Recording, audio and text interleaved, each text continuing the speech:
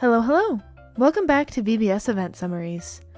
Now that we've finished off the third round of focus events for everyone, it's time to take a little break with today's mixed event, Never Give Up Cooking. The event ran on the JP server from February 28th through March 9th, 2023, which means this event is the White Day themed event of that year. And that means the cards are extra pretty. The units featured alongside VBS are Wonderland Showtime and Leonid. And that means we get to see everyone's most favorite world future star, Tsukasa Tenma. I've been so excited to get to this event. Tsukasa hasn't been featured as a central supporting character in any of the mixed events I've covered, despite some minor background appearances in the more all-encompassing ones. I know I'll get plenty of Casa time when I cover Wonderland Showtime, but I need some good quality shenanigans to tide me over. Okay, let's take a look at the event bonus characters. What? Tsukasa isn't a bonus character? Oh, you have got to be kidding me. I love you, Ruri, but I need my Tenma family time, okay? These two are attached at the hip, apparently. But this is Toya's mixed focus, so let's get started and see what he has to say about this whole Tenma family gathering. I'm not sure if I've mentioned this before, but the Aoyagi family and the Tenma family are both big names in the musical world. Oh, when I say Tenma, I am, of course, referring to both Tsukasa and Saki, just in case you get the last names mixed up, because I definitely did when I was a newbie player. Anyway, Tsukasa's mom is a renowned piano teacher, and Toya's dad is a renowned classical musician, so yes, the two families are quite close. Close enough to the point where Toya would be sent over to the Tenma household as a child whenever his parents were out of town. Suffice to say, Toya considers both Tenma siblings to be his own family. So, when Saki calls him and asks him to come over to their house for a family dinner, to combat the one their parents are having without them, Toya excitedly agrees. Since entering high school and becoming more independent, Toya doesn't see the Tenmas as much as he used to. He's definitely looking forward to catching up with them. But their scheduled dinner isn't until next Sunday, so Toya goes back to his usual routine, which means we're off to the Sekai.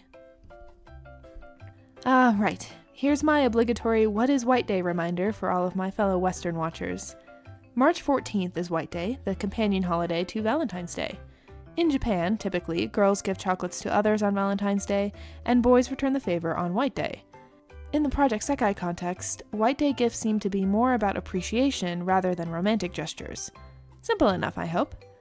I just needed to get that out really quickly because it seems like Len and Kaito are scheming in Meiko's cafe. None of the girls are allowed to enter. Though, as Meiko giggles at the thought, Akito and Toya might be allowed inside. Toya is absolutely clueless and has no idea why, but I'm sure he'll figure it out. Just give him a sec. It's a little funny how similar Toya and Kanade are when it comes to White Day. The two of them struggle when it comes to thinking of gifts for their loved ones.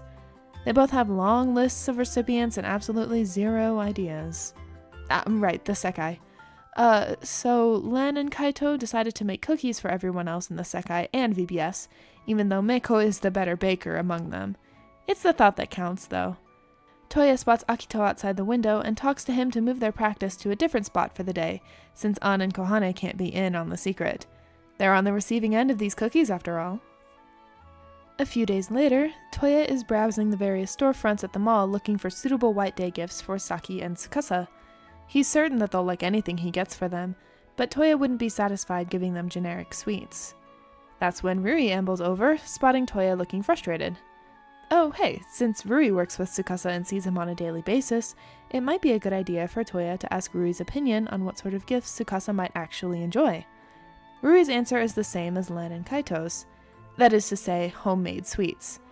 That way, Toya can put his love and appreciation into his craft, which makes for a much more personable gift than just store-bought desserts. The problem is, Toya can't bake, or cook for that matter. Remember, his first time holding a kitchen knife was just a few months ago. Regardless, Toya thinks he wants to try making something himself. He thanks Ruri and heads home for the day. Through some research and a stray memory of Miss Tenma, Toya lands on the idea of making cupcakes. They're a safe, beginner option, and one that he remembers enjoying with both Saki and Tsukasa when they were younger. So, cupcakes it is. Well, Toya tries to do it all by himself, just following the recipe and hoping for the best. I'm sure you can imagine how well that goes. Yeah, they're terrible. But, this recipe has him separating the egg yolks from the whites and other such things, which in my opinion is not very beginner-friendly. With no other options, Toya decides to ask Meiko for help.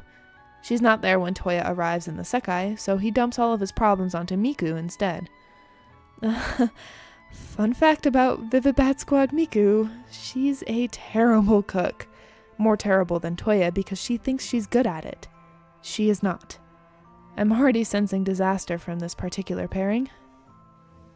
Toya mentions his plans to Akito the next day at school, and Akito brings up the need for a taste tester. See, Toya doesn't really like sweets. He wouldn't be a good judge of whether or not the cupcakes turn out well. So he'd need an outside source to help him out. Akito can't do it since he has work after school, which leaves Toya fumbling. That is, until Rui seeks him out later that day. Rui came to pass along Tsukasa's excitement over their dinner party. Apparently he's been going over the recipe for the meal he's making over and over in his free time. Seeing Tsukasa's dedication makes Rui want to help out on Toya's side of things, so he agrees to be Toya's taste tester that evening. This is totally going to go well. What could possibly go wrong? Remember how I just said that Miku is a terrible cook, and that Toya is super gullible? The disaster is imminent even after just one conversation. Miku starts giving Toya terrible advice, like adding more baking powder for the hell of it. I think they absolutely should not do that, personally, but again, Toya is gullible. By the time Rui makes it over to the Aoyagi household, everything seems fine, except for the exploding sounds coming from the oven. I mean, what? As Miku puts it, I'm sure those cupcakes are just bursting with energy. Yeah, that's right. What does it matter if they're bright blue? Are they not supposed to be blue? Oh, they're definitely not supposed to be blue. As Toya places the concoctions before Rui, our favorite director basically has a mental breakdown just looking at them. But Rui's parents didn't raise a quitter, so he tries one anyway. It's absolutely horrible, and I mean truly awful. Toya seems to have taken Miku's advice to mix the batter less and ended up barely mixing it at all, so all of the textures in these things are way off. Toya tries one too and immediately goes green. Third time's the charm with baking, maybe? Toya goes to throw out the cupcakes, but Rui protests, saying he'll finish them since Toya went out of his way to invite him. That's awfully Wait, what? Rui, please don't eat those, you're going to ruin your intestinal tract. Oh my god, he actually ate them. Someone go check on Rui tomorrow, just in case. This second failure is basically doomsday for Toya.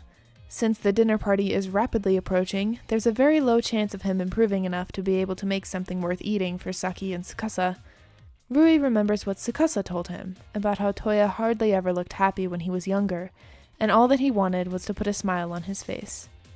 What with Toya looking like a kicked puppy when he's upset, Rui feels some of those protective emotions as well, and asks Toya to tell him about his childhood alongside the Tenmas. Maybe talking about it will help cheer him up a little. Expert strategy by Rui here, because Toya immediately lights up as soon as he starts talking about the times he would stay over at the Tenma household. Saki wasn't always there due to her medical condition, but Tsukasa would always put on shows to make the two of them happy. Toya remembers a time where he'd been scolded pretty harshly by his father, and Tsukasa's show had him grinning ear to ear by the end of it. Eventually, the Tenma household started to feel like home to him. Newly invigorated, Toya resolves to try one more time tomorrow, and Rui offers to taste test again. Even after all of that? Nah, but it's for Tsukasa's sake, so of course Rui is in. I know what you are. A quick little Sekai interlude reveals Miku's, poor advice. We already knew it was bad, but having Meiko and Kaito react to what happened just makes everything so much worse. Poor Toya. Miku shows up as a projection that night alongside Kaito, and she apologizes for her incorrect advice.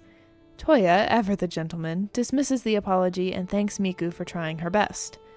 But now, Kaito is here, so he can actually help Toya learn how to bake. Thank goodness, someone with actual knowledge is taking the reins. The following day, everything goes a lot smoother with Kaito helping out. Miku even asked to join the lesson as well, since it was kinda her fault that the second batch of cupcakes turned out the way that they did. VBS Kaito really is a jack of all trades. Another few days go by, and Toya meets Rui on the school rooftop for him to officially taste test his hopefully normal cupcakes. Ruri takes a bite, and hooray! They're normal cupcakes! 3 cheers for Kaito, everyone. It seems like he really saved the day. Now that Toya's succeeded and the baking storm has passed, he's starting to feel a little nervous about the dinner party. Not really about hanging out with Saki and Tsukasa, but more like how they'll react to his treats. Ruri says all that matters is that Toya tried his best to make the Tenmas happy.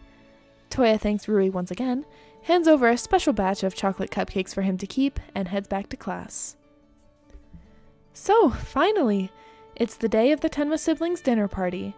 Saki and Tsukasa are excellent cooks, as it turns out. When it's time for dessert, Toya presents his special homemade cupcakes, and the two of them absolutely explode with happiness. Obviously, it's very unlike Toya to have such a skill, so Saki and Tsukasa are completely beside themselves. This is so rewarding to watch. I knew Saki and Tsukasa would fawn over Toya like this, but it's so cute to see it actually happen. I'm going to put these 3 in a box and shake them around a few times for good measure. Their dinner party ends in a wave of warm nostalgia, tea, and of course cupcakes, as all things should be. I love these idiots so much. I don't even know what to say for this outro because I've gotten most of my cute aggression out already. But these 3 are so wholesome, I just can't help but gush about them more. Toya is a Tenma proven by facts. This event is my evidence. I am a little sad about the lack of Tsukasa's screen time, but he was there in the end and even had a signature Kasa scream, so I'm good. That's good enough for now. I'm glad that we have a wholesome event to wrap up the 3rd rotation. Enjoy this while it lasts. Next event is... well, it's going to be one for the ages. As always, we start off the 4th rotation of focus events with An Shiraishi and Light Up the Fire. I'll see you then.